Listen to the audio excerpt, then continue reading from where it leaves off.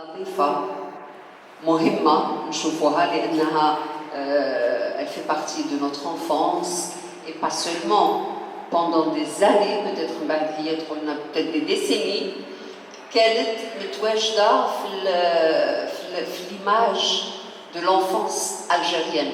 De son vrai nom, Rania Bessiti, Maman Najwa a fait les beaux jours de la radio et télévision algérienne dans les années 70. Cette grande dame animait des émissions enfantines et apparaissait régulièrement dans la cultissime Al-Hadiqa As-Sahira.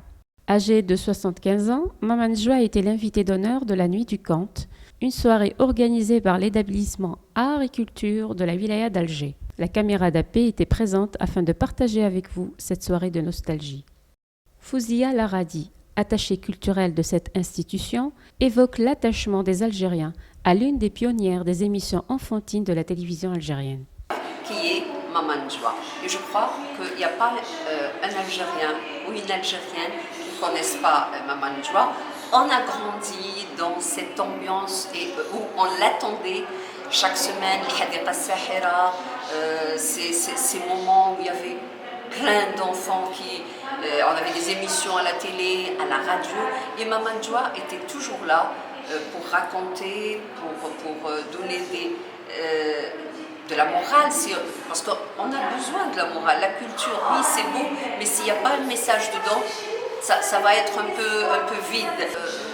On voulait avoir Maman Najwa aujourd'hui pour nous parler de ce beau temps qu'on a passé ensemble et aussi peut-être dire que des gens pareils, une grande dame pareille qui a donné tellement à la culture, à l'Algérie en général, doit être parmi ces gens qu'on met au piédestal et dont on doit parler et rendre hommage aussi. Voilà. Maman Najwa a d'abord animé des émissions radiophoniques à la chaîne 1 de la Radio nationale avant de rejoindre le petit écran, Boulevard des Martyrs. Elle revient sur son parcours. Mon début de mon parcours pédagogique, c'est à partir de l'enseignement. Parce que j'étais prof bilingue et c'est là que j'ai eu une liaison avec les enfants. Ensuite, la télévision. J'ai commencé en 68. Émission radiophonique et le paradis des enfants. Ensuite, en 73, j'ai commencé la télévision. Un des fans de Maman Najwa nous parle de ses souvenirs de petit garçon. Maman Najwa, c'est une connaissance de longue date. Connaissance de longue date, on s'est connaissait très très longtemps et elle nous rappelle les beaux vieux temps. On a appris beaucoup de choses à travers ses contes, à travers ses, comment dirais-je, des citations aussi, bon, et tout. Et quand même, c'est une dame qui avait sa légende personnelle. Elle a vécu pour un idéal. Et elle a donné beaucoup à l'Algérie. Beaucoup. Elle a formé quand même, elle a formé des hommes. Les années 70 et tout, ils étaient des enfants, et maintenant ils sont des hommes. Parce qu'ils ont acquis quand même un grand savoir à travers ce qu'elle a donné, cette grande dame. Lors de cette soirée dédiée à Maman Najwa, une autre conteuse, Jazia Eitkaki, a gratifié le public de jolis contes issus du patrimoine berbère.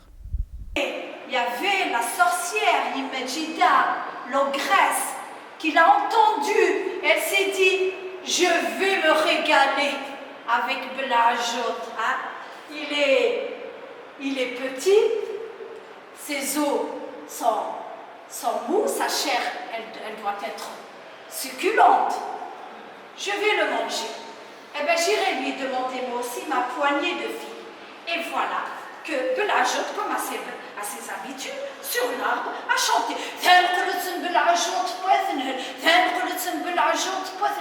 Et Imejida, grande, avec les cheveux en l'air, déguisée, il ne la reconnaît pas. Elle lui dit, Belajot, peux-tu me donner une poignée de figues? Mais bien sûr, ma vieille, je vais te donner une poignée de figues. Et Belajot lui tend une poignée de figues.